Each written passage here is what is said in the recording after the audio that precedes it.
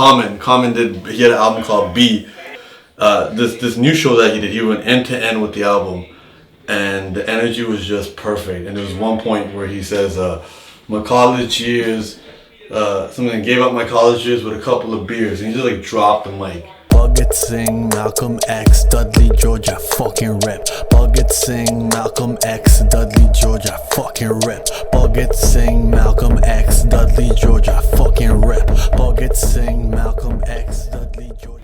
And he just kind of just put his hands on his, like this, and he just chilled. And literally it felt like everyone knew what was happening, and he was reminiscing. He wasn't putting on a show. He was living in front of us. And when he walked on stage the first time, he literally walked on the stage, grabbed a broom, and like swept the whole stage. And he was like, "Welcome to my basement. Thank you for coming to my home. Let me just clean up a little." And it just had this vibe where you didn't feel like you were in the audience watching some guy. You felt like you were in somebody's basement. They were sharing their life with you. And that, I'll never forget that. Or like Nas came with his DJ had a casket. The DJ booth was a casket, and it was the Hip Hop Is Dead tour, and literally he just came on and he just did verse. So he's rapping for 40 seconds, switching to a new verse, and he had a 20-year career. So he's reminding you of tracks that you forgot, and he's just rhyming. He doesn't even care, and he's doing tracks that people didn't like. He's doing tracks that people like, but you just literally felt like he just did 100 things in front of you. And then he takes a break, takes off his shirt, puts on a big gold chain, and does like another 100 tracks. And the energy was just there. And it just really felt like, I think what it felt like, it didn't feel like, oh, here's this artist who's better than us. It was like, yo, you guys are here for me. Let me try to give you as much as I can give you.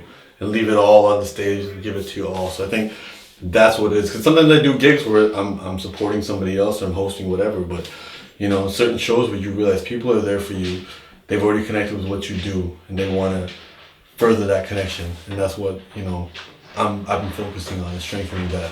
I just did Diddley, and there was no stage, so it was actually behind a DJ booth, and people were just hanging over it, and pretty much it just I was rapping, and you know the energy was so high that I put the mic down, and I was just vibing, and my eyes are closed and I'm just vibing like this, and all you hear is a crowd screaming and roaring, and it's just like that. And they hear it because the beat's about to drop, and then when the beat drops, my manager's beside me, he's just jamming, the DJ's beside me, he's jamming, and we're just going crazy, and we're knocking over equipment and going buck wild. And that was one of them.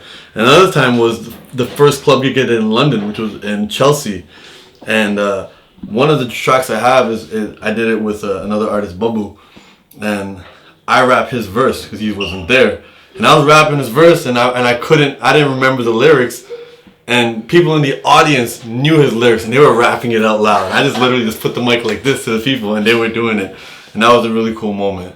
And yeah, I got to do some cool stuff. I got even some of the more ghetto ones, some of the ones that weren't even, you know, the best sound, the best situation. The energy was just fun.